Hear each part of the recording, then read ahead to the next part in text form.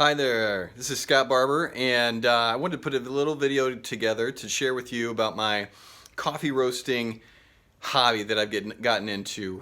So I started Reverends Roast here about a year ago, and wanted to give you a little insight into the whole history of coffee and the process of roasting coffee. So first off, let's start off with a little bit of history. Do you know where coffee beans originated?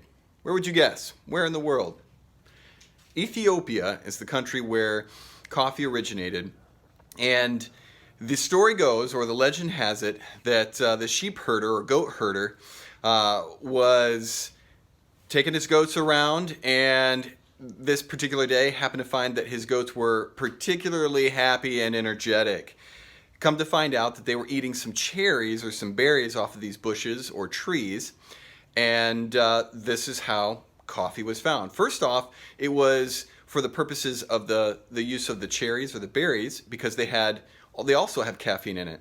But later down the road was found out that the pits inside these berries or cherries were the coffee beans themselves, and they could be roasted and produce coffee. So to get things started here, let me share with you a little bit about how the cherries are now used today, and the beans themselves.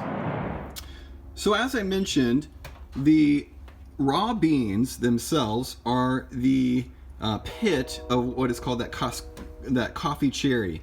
And this cascara is the remains of the coffee cherry after the pits are taken out. Now this has been dehydrated, and it's now just kind of coming back into resurgence here as a drink that that people are interested in consuming. So you can use these the dehydrated berries as to make a tea. Now the caffeine level is not nearly as much as what's in coffee. Let's get down to the coffee beans here. So this is what a coffee bean looks like. After they're taken out of the pit of the cherry, they're dried and they're processed.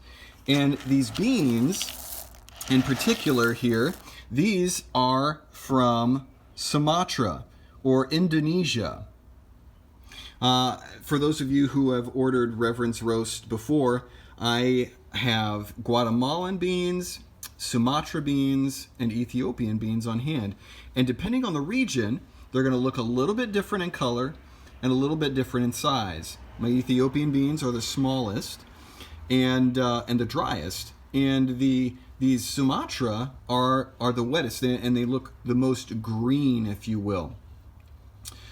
Let's move on now here to the roasting process. Now that we've talked about the beans, let's talk about how we roast the coffee itself.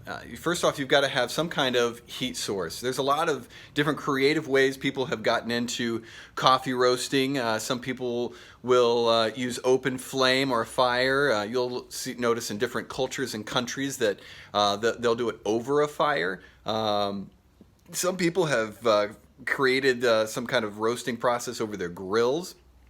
I started with a popcorn popper, $15 popcorn popper, and was able to do about a quarter cup of beans at a time. And what you need is just a heat source that provides a constant source of heat, but also evenly roasts the beans. And so it's got to move them around. Either you're using a stick to stir them, or with the popcorn popper, the air pushes them around in order to get an even roast. And it was just a really simple way to get started into coffee roasting.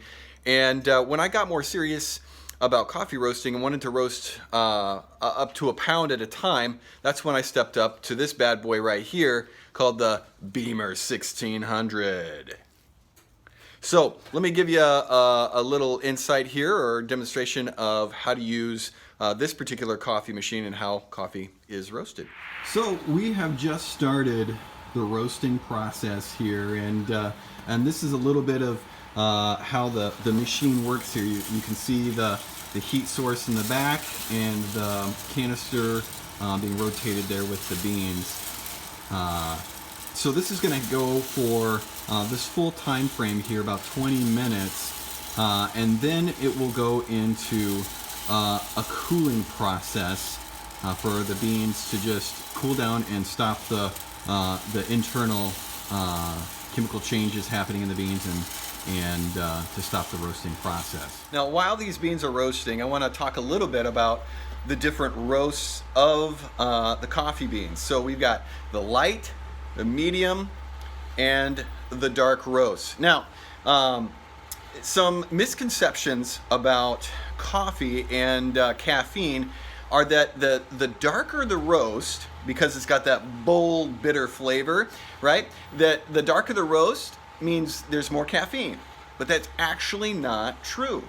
The lighter the roast, the more caffeine that you'll get out of your coffee. So a light roast coffee has the most caffeine. Now that has a totally different flavor than the dark roast. A lot of people don't necessarily prefer the light roast. It has a very bright flavor. It's more tangy. You're going to get a lot more of the what we say like flowery kind of flavors out of the beans.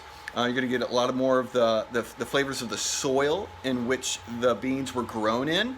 So the soil will determine, in effect, the kind of flavor that comes out in your coffee.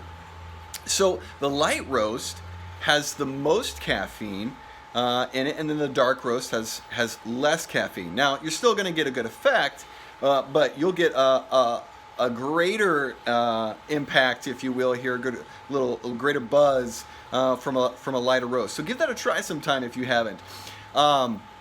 With the darker roast, what happens is that the caffeine is in the oils of the beans, and so as the roasting process happens, the oils are going to be extracted more out of the bean. In fact, so when you get a light bean, you're going to notice that it's going to be kind of flat in terms of its color and dry on the outside, but the dark roast beans you're going to notice are glossy and oily on the outside. So that the roasting process pulls the oils out of the beans, and in that process it's also extracting the caffeine from the beans. In order for the chemical transformation to take place here through the process, there's what we go through a couple stages to get through this brewable coffee. All right, so you've got the first stage is to get to what's called the first crack. And in the first crack, it sounds a little bit like popcorn. So we'll get some video here going to show you what the first crack looks and sounds like. And that's about 400 degrees Fahrenheit bean temperature when you get to the first crack. And so it's popping and all that, and then you get through that first crack. And this is where it requires a little bit of artistry in the roasting process to get to that medium roast. And then that dark roast, that next stage, it hits what's called the second crack. And this is a little bit lighter, and it gets to be a little bit more rapid. And again, you'll see that later on in this video here. And so that dark roast gets to that second crack.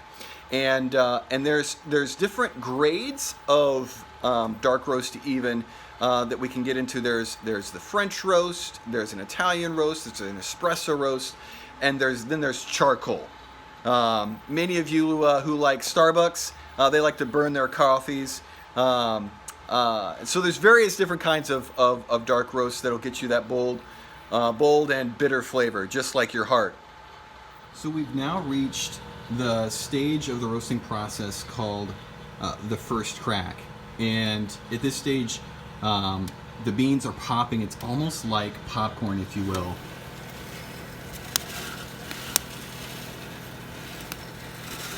You hear that audible popping, and it's got a great aroma. At least I like it. My wife complains about it a little bit.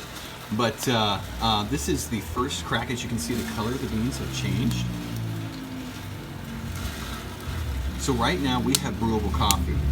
And this would be a light roast. This would be a light roast coffee if I put it into the cooling process right now. These beans now are in the second crack. You see that smoke, you can hear that rapid cracking going on in there. We're now getting into the dark roast phase. Now we'll let this go for a little bit here in order to get a good, oily, dark roast. Listen to that pop. So we are coming to the end of dark roast here, and we're going to set this now into the cooling process. And so the cooling process here just turns the heat element off.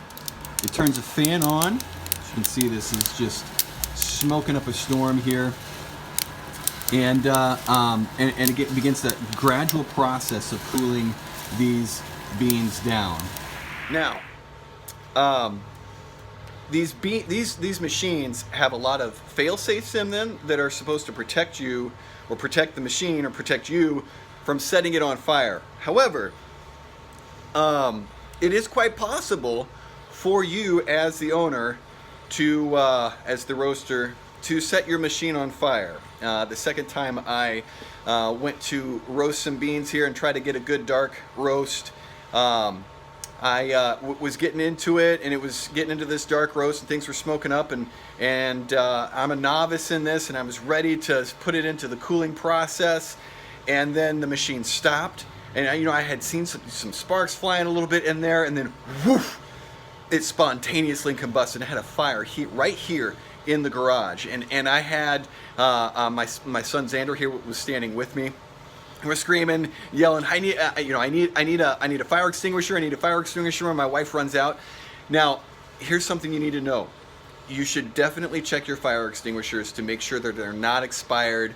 So I pulled the pin, went to put the fire out here in the machine, and the extinguisher went like it had no pressure in it at all. I'm literally like throwing the fire retardant into the machine to get the fire out. It was pretty hilarious, of course, after the fact. So one of the things you have to watch for in the roasting process, of course, is making sure that you don't over roast and then end up with a fire in your house and charcoal for coffee. So this is what the final product looks like for a dark roast. Here is a medium roast Guatemalan. And just to show you a little bit closer up here, you can see the difference between the beans. You got a glossy, a little bit oily surface on the dark roast, and the medium roast is kind of a dry and flat surface on the beans there. So now that your coffee beans are roasted, there's a period of time here that the coffee flavor develops in the bean. And so it's generally recommended that you let the beans do what's called gassing. Now, I know you want to let your junior high mind go run wild with that, right? But really what this is doing is the roasting process, if you will, the chemical process, to continue to work itself out in producing the flavor in the bean. And so 24 to 48 hours is usually recommended after your custom roast is done, and before you brew it. But some people just can't wait that long because they want to dive into their coffee here. So you'll notice a difference between the flavors that you get from your freshly roasted coffee from 24 hours, even up to 7 days after the beans have been roasted. So hope you've enjoyed this video. It's been great to share with you my hobby and recent passion. And of course, if you'd like to get some Reverends Roast custom roasted coffee roasted with pastoral care, let me know. Hope you enjoyed. Take care.